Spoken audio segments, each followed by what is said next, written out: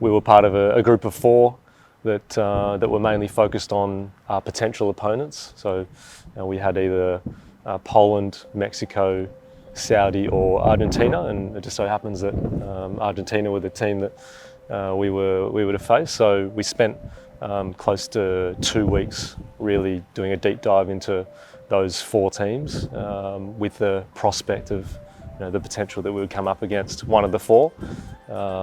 And so it happened that Vince was tasked with Argentina, so he was able to do sort of 3 reports. So a team report, which included set pieces, a penalty report, as well as an individual player report for all 26 players in their squad. So we're looking at roughly about 10 games prior each per team, looking for any trends, patterns like that we normally would do here.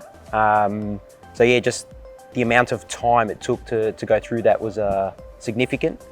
Even just like individuals, the amount of time just to work out where they're moving, what they're doing was key. And just like even something as simple as how do you try and control someone like Messi, and coming up with game plans or giving them insight into how to stop him before he even gets the ball, etc., which is obviously an enormous task, which the Socceroos actually did quite well, I thought, in the end.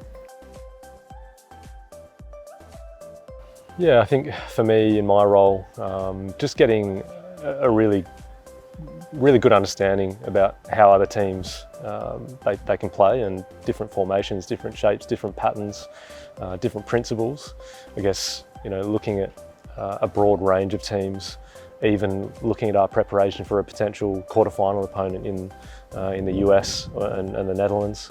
We were looking at a number of different teams and how they set up. So I think from a tactical perspective, my knowledge is certainly broadened because of the opportunity, and hopefully that carries through into sharing that knowledge and that experience with the academy staff and obviously players.